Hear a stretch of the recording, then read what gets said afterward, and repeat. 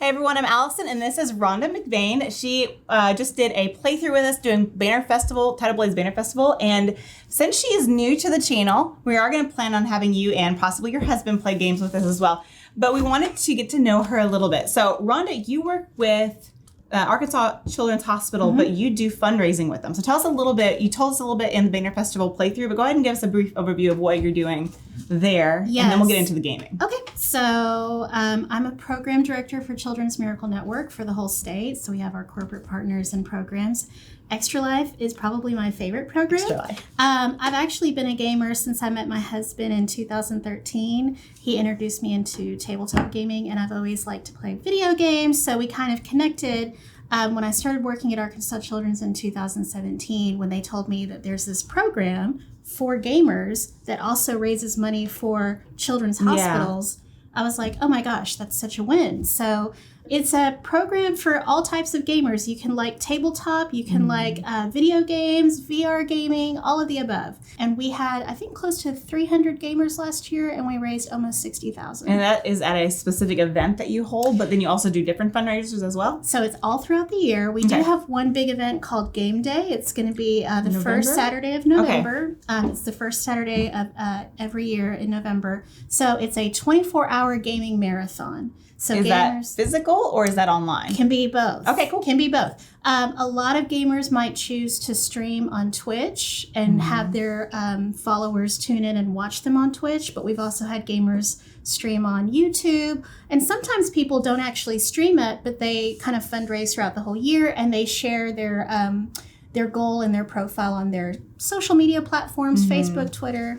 You said that 2013 is where you kind of dug into gaming. We want to know what Rhonda's favorite games. So you brought 5 that are kind of the ones that you kind of are loving right now. Yes. So start with one of yours over here. Yes. So this one is a great one to start off with. Oh, Wingspan. Yay. Yeah. So this is my favorite game. One of my favorite games, just because I love the artwork of this game. Each of the cards is an actual real bird. And if you look at the deck, I mean, it's an incredibly thick deck. I love the gameplay of it. I love the mechanics of it. It's light. The eggs look edible. They almost look like candy. Easter. What are those called? The Easter. They're a certain brand, but yeah, they look exactly like it. So you just like your mouth waters when you play with them. It's just one of those things. The replay value on it is wonderful, and I just love that you can learn interesting things about birds. Right. It has the facts on every one. It's educational. I didn't used to be a big bird person, but our cats have since run away. We had outside cats, and now that they're gone, like, we have so many songbirds, and so I'm like, I really want to get Wingspan out, because now I'm starting to know all these, like, oh, that's a titmouse. Oh, that's a chickadee. And so I really like this game as well. I like that you can have a good strategy game with it, but still have a conversation. I like games like that, but it's a longer game than most, but it plays really, really quick. The boys really like this game. Okay, so there's Wingspan. I'll pull one over here. You got this one, just one. I love this one. We haven't played it yet. Yeah, it's fun. It's a fun cooperative party game. You can play it with your family. You can play it with your coworkers. It's really fun and simple. We actually did a really good job of playing this game during the pandemic when we were all stuck at home. Using Zoom? Yeah, we used Zoom, and basically you hold a card up and you have 4 choices, actually 5, and everybody else sees the word except for you. Oh. And everybody has to write just one word. There it is. Just one word to help you guess what that word is. And if people have matching words, they have to put their clues down. So they see it together before you open your eyes and see it. Interesting. Yes. And then at the very end. So you want to be unique, but not too unique. Okay. That's right. And so sometimes we've had people all write the same word. And no! It's like, oh, and then the person's just kind of like, I don't have any clues. I don't know what to guess. So they just guess a random word. Right. Yeah. Have they ever won it? Yeah. Oh, that's cool. Yeah. That's fun. It's interesting. Yeah. Yeah, I need to play. What's your favorite player count? Because it says it's 3 to 7. Here's the interesting thing. It does go up to 7. We've had larger groups because all you really need is something to write on. Like a whiteboard. And a marker. Yeah. So you can just play as many as you want. Yeah. You really That's kind of how it is with we played a lot of Blank Slate or the pandemic doing the same thing. And you could have as many people on there as that you wanted to play. Yes. Right. Well, you got one more over there. This is the newest one. We are so excited about this one. Yeah, this Ark Nova. This. Yes. So my husband likes to tease me a lot because So big. as much as he is like the kind of, I would say between the two of us, he has a lot more endurance Okay. for long games than I Okay. do. I tend to tap out after like a few hours, even with RPG games. But with this game, and it is a long playing game, I was fully in it. And we actually played with my brother-in-law for the first time just a few weeks ago. Looking at the time. Yeah. It's Oh, it a says. lengthy game, like with two Here it is. players. Yeah, 90 to 150 minutes. I would say if you're learning the game because of all the different mechanics involved, it can sometimes go for a few hours. Really? Especially if you're having conversations as well, Yeah. I would say. Yeah, and you're learning. We had a 2-player game and it went for the first time, I think we went a little over almost 3 hours, but that was 2-player. So But if did you you can feel imagine, like it was 3 hours? No, I okay, loved so it. I loved that's it. key. Yeah, is and, like, and again, once you learn it, then obviously the gameplay will go a lot more quickly. But and so you're building a zoo. And now I've heard so many people compare this to Terraforming Mars, which is. I enjoy. Right. But you're not terraforming a planet, you are building a zoo. Mm-hmm. And so you're placing your things, but it's not on one planet. So you each have your own individual zoos, correct? Right, so you're not trying to like area control an area. You're just focused on your own zoo. Yeah. So that's why I was like, that didn't really make sense how the people made that connection. But they made the connection because of all the cards and what the cards do, correct? Is that kind of... there's an area of your zoo and you get to pick what kind of buildings you can place on your map. Some of them are for 2 spaces, 3 spaces, 4 spaces, etc. And it's based on the animals? Well, kind of. Okay. There's a couple of different like buildings that you get that are kind of special buildings if you advance to a certain level. What's really cool is kind of like Wingspan. There's a big deck of cards with lots of different animals on it. Zoo Do they have animals. facts too? Some of them do, Okay. yes. That's something I love about Yes, Wingspan. Okay. yes. And so there's an educational part to that as well that I really like. Gorgeous. So they're actual photos. Yeah, they're beautiful. And it's a beautiful game. It goes by so smoothly. And again, you don't feel rushed because you can still stop and talk to other people while you're playing. We love this game. I'm still learning it. Like, I'm still exploring it. How many times have you played it? Maybe 3 times, but I'm so ready to sit down and play it again. I love it. Yeah, I'm excited. We're going to need to have you guys over to have a game night and have you bring this for us to play. Okay, this one I'm really interested in. Yes. Furnace. Yes. It's upside down. So Furnace, this is by Arcane Wonders, and I've heard that this is a game that I'm looking at the back. I've actually never seen it played out, and it has almost like a Splendor look to it. Right. Is that kind of how it plays, or is it completely different gameplay? Completely different gameplay. So, complete opposite of Ark Nova. The gameplay is actually very short and tight. Oh. You have 4 rounds. Oh, yeah, 30 to 60 minutes. Yeah, okay. you have 4 rounds, and it actually can go pretty quickly.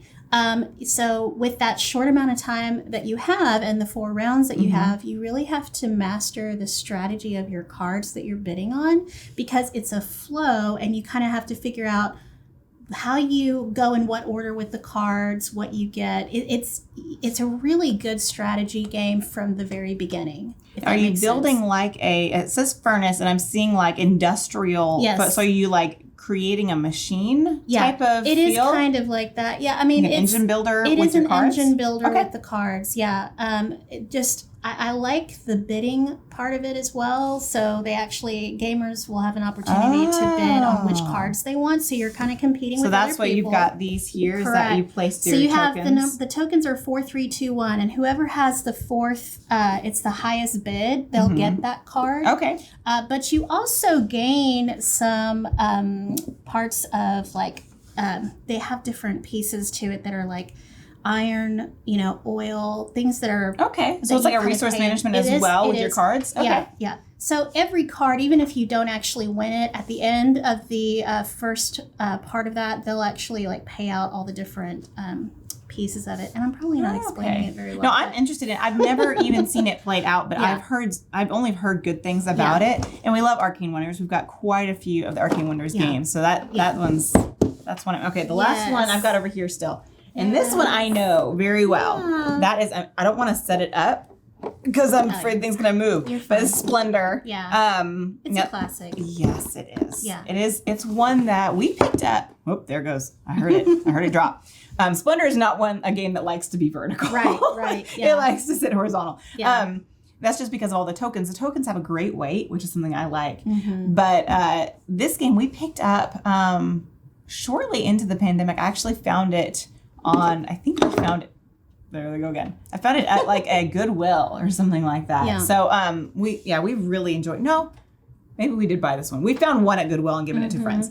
But I really liked the just the table presence of it, and then just the planning out what you're going to do with your gems. So what is something that you've played this from the beginning? 100 million times. Okay. And this is like, the reason I love this game is, for me, it's nostalgic, because I like to call this my gateway strategy game. When Richard and I first met, he was like, hey, do you want to play a game? And I was like, you mean sorry? You mean like, yeah. And he was like, no, it's got a little more weight to it. And so when I played this game, I loved it. And I've played it on my phone. I've played it on the board game. I didn't know there was an app. Oh, yeah, I've got a Splendor app. Yeah. Oh, dear. I played it on my phone a lot. Yeah. So it's just a classic. It's fun to play.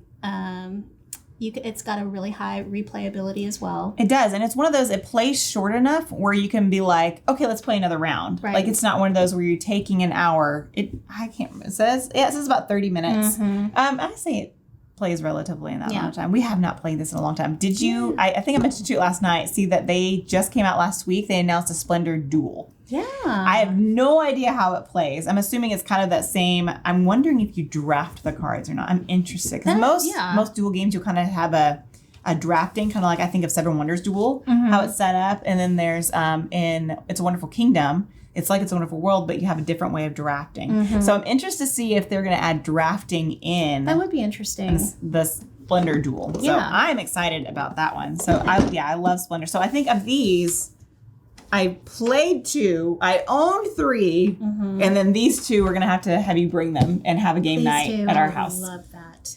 I'm so excited to have you as on the set, and just more gamer friends. We started really getting into gaming when the world shut down, and so we weren't able to like be involved with any like game nights or gamer groups and stuff. So we're just now stepping into that world and making friends that like shop at our local game stores and stuff. So it's fun to be able to be like, hey, we can talk and you get what we're saying. So I'm so glad that we got to know your games, and I'm really looking forward to have you around and just play games with us, and then have you here on the show. Well, thank you so much for bringing some of your games that you know and love. I'm interested in a few of them for sure. Now, you work with the Extra Life, but Extra Life you're working with our local hospital, but with the link below, you can check out and you can actually sign up and be an Extra Life gamer from anywhere and do that. So go ahead and check out our Tidal Blades Banner Festival playthrough that we played with Rhonda and had her on. And then until next time, we'll see you later. Yay.